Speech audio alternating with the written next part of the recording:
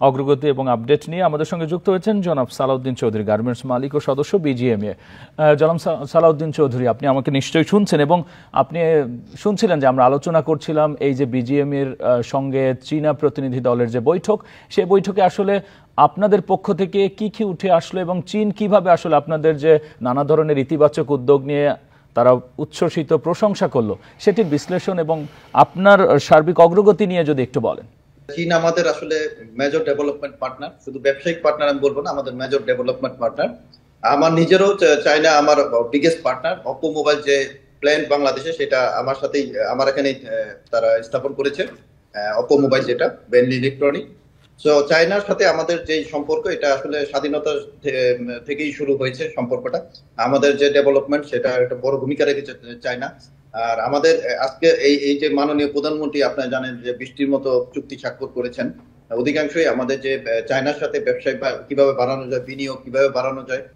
আপনারা জানেন চায়না আমাদের মেজর ডেভেলপমেন্ট পার্টনার। সো আমাদের যে মাননীয় প্রধানমন্ত্রী আজকে চায়নায় যে চুক্তি স্বাক্ষর করেছেন 20টি, অধিকাংশই আসলে আপনারা জানেন ব্যবসায়িক সংক্রান্ত চুক্তি। উনি আমাদের দিক নির্দেশনা দিয়েছেন দুই কান্ট্রির ব্যবসায়ীদের, যে কিভাবে আমি পরিচয় করে দিলাম, চুক্তি স্বাক্ষর করে দিলাম, এখন আপনারা নিজেরা কথা বলে নেন যে কিভাবে আপনারা নিজেদের মধ্যে বিনিয়োগ বাড়াবেন। চায়না আমাদের আসলে আমার নিজেরও মেজর পার্টনার হলো চায়না। আপনারা জানেন যে Oppo mobile Bangladesh assembly plant, সেটা আমার এখানে স্থাপন করেছে তারা।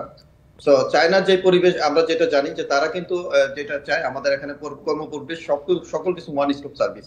আমাদের এখানে এখন অনেক কিছু প্রবলেম আছে, আপনারা জানেন।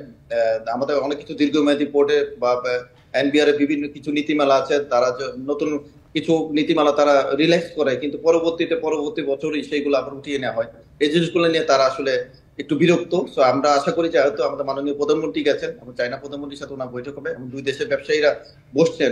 আমরা আশা করবো এই জিনিসগুলো নিয়ে আলোচনা হবে, যাতে আমাদের পুরোপুরি তাদেরকে চায়নাকে কিভাবে আমরা আসলে বিনিয়োগ বান্ধব আরো করতে পারি, কিভাবে আসতে পারে তারা এখন বিনিয়োগ করতে পারে, সেই বিষয়গুলো নিয়ে আলোচনা হবে। আরেকটা বিষয়, আমাদের পূর্ববর্তী বক্তা যেটা বলেছেন যে গার্মেন্টস এর বিষয়টা, আমাদের 50 বছর একটা সেক্টর, গত 10 বছর আমাদের নিরাপদ কর্ম পরিবেশ করতে আমাদের অনেক পরিশ্রম করতে হয়েছে। আপনারা দেখেছেন আজকে আমরা 200-র উপরে প্লাটিনাম সার্টিফাইড ফ্যাক্টরি, বাংলাদেশের সবচেয়ে বেশি বিশ্বের মধ্যে গ্রিন ফ্যাক্টরি এখানেই তৈরি। তো আমরা মনে করি চায়নাদের এখন নজর আমাদের আরএমজি সেক্টরের দিকে। তো আমরা মনে করি আমাদের এখন অনেক প্রতিষ্ঠান আছে, আমরা অনেক ব্যবসায়ী আছি যারা কষ্ট করছি, স্ট্রাগল করছি। আপনারা জানেন বিভিন্ন কারণে আমরা জিনিসপত্রের প্রাইস পাচ্ছি না, আমরা নতুন বাজার খুঁজতে একটু কষ্ট হচ্ছে আমাদের। তারপর আমাদের র মেটেরিয়ালস দাম বেড়ে গেছে, ওয়ার্কারের বেতন বেড়ে গেছে, কর্ম পরিবেশ করার জন্য ফ্যাক্টরির খরচ বেড়ে গেছে। এই জিনিসগুলো নিয়ে আমরা স্ট্রাগল করছি। আমাদের মেজর, আমরা কিন্তু ব্যবসা করি ব্যাংকের লোন নিয়ে। এখন আমাদের একটু প্রবলেম হচ্ছে, অনেক ব্যবসায়ী অনেক সমস্যায় পড়ে যাচ্ছে লোন নিয়ে বা ঋণ নিয়ে।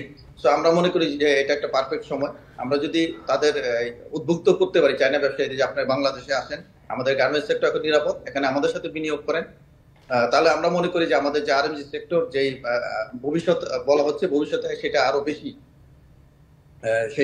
উজ্জ্বল হবে, সেটা আমাদের ডেভেলপমেন্টে অংশগ্রহণ করবে। তো কিন্তু সেই জন্য আমাদের মনে হয় যে চায়নার ব্যবসায়ীরা এখন যে প্রবলেমগুলো ফেস করছে আমাদের দেশে বিনিয়োগের জন্য, দীর্ঘসূত্রিতা বা এনবিআর নীতিমালা নিয়ে তারা একটু প্রশ্ন করে, এই জিনিসগুলো নিয়ে তাদের স্কিলড ওয়ার্কার, এই জিনিসগুলো নিয়ে আমাদের কাজ করতে হবে। সাথে সাথে আমাদের তাদেরকে অপরচুনিটি গুলো দেখাতে হবে যে আমাদের দেশে বিনিয়োগ করলে তারা কি কি সুবিধা পাবে, কি তাদের জন্য আমাদের মনে হয় যে আলাদা টাস্ক ফোর্স করতে পারে সরকার, যে তারা কি কি প্রবলেম গুলো ফেস করছে বা কি কি সমাধান গুলো চায়, তারা কিভাবে তারা এখন বিনিয়োগ করতে চায়, সেই বিষয়গুলো নিয়ে যে সরকার একটা কমিটি করতে পারে, তাহলে সেটা ভালো হবে। আমি মনে করি এটা আমি আগেও বলেছিলাম একটি টেলিভিশনে। আর আমাদের এখানে আপনারা জানেন যে আরএমজি সেক্টর এখন অনেক সিক ফ্যাক্টরি আছে আমাদের এখানে।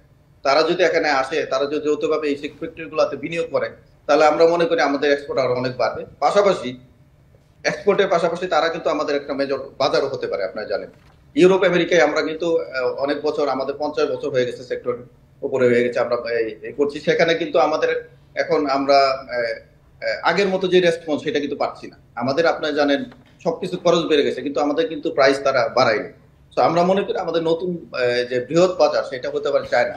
সেই ক্ষেত্রে আমাদের চায়নাতে আনতে গেলে কি কি করতে হবে, সেই বিষয়গুলো নিয়ে আমরা আশা করি যে আমাদের ব্যবসায়ী প্রতিনিধি ওখানে আছেন, ওখানকার ব্যবসায়ীরা আছেন, মাননীয় প্রধানমন্ত্রীর উপস্থিতিতে তারা কথা বলে সেই সমস্যাগুলো তারা দূর করবেন, সেই চিন্তা ভাবনাগুলো তারা